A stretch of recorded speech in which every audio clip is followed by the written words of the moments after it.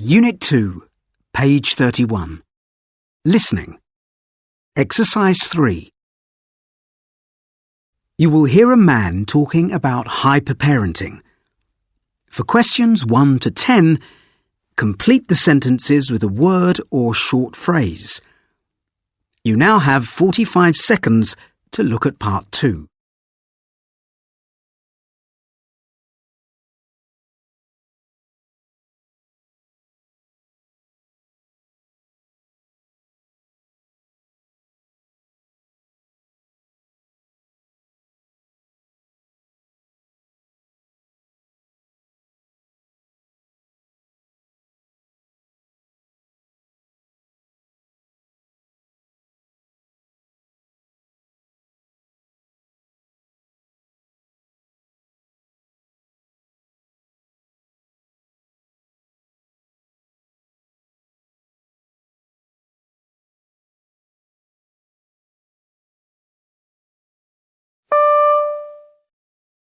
Life for Kathy Hagner and her 3 young children is set to permanent fast-forward.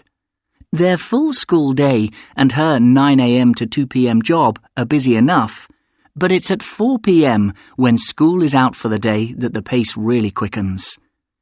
Kathy frantically drives Brendan, 12, and Matthew, 10, from soccer field to basketball court, while dropping off 8-year-old Julie at piano lessons.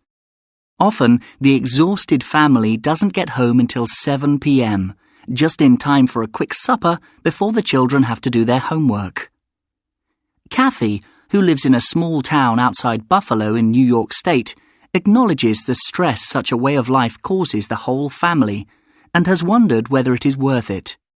But she defends herself by saying that she knows lots of families whose children do even more than hers do. This is the world of hyper-parenting, a world in which middle-class American and increasingly British parents treat their children as if they are competitors eternally racing towards some unidentified finishing line. A world in which children are rushed from activity to activity in order to make their future CVs as impressive as possible. A world in which raising the next top sports person, musician, artist, whatever, has apparently become a more important goal than raising a happy, well-balanced child. U.S. child psychiatrist Dr. Alvin Rosenfeld, co-author of Hyperparenting, Are You Hurting Your Child by Trying Too Hard?, explains why hyperparenting has become such an issue. He says, parents have been led to believe that they can somehow program their children for success if only they do all the right things. It starts even before they are born, when pregnant women are warned of dire consequences if they don't eat the right foods. Then they are told that playing a baby Mozart could speed its development, so they play Mozart, and it just goes on from there. It's a very winner-takes-all view of society, and it's making a lot of parents and children very unhappy. Childhood expert William Doherty of the University of Minnesota informs us that doctors across the country are reporting a growing trend in children suffering frequent headaches due to exhaustion and stress. In the UK, too, GPs and child experts are reporting similar symptoms of stress. With 2 working parents now the norm, many children have to go to clubs at the end of the school day through necessity. But competitive pressures are also fueling an explosion of private sector extracurricular activities, including sports, language, music, and maths classes for children as young as 4. Psychiatrist Terry Apter admits that there is definitely a new parenting trend underway, which says that parents have to uncork all their child's potential at a young age.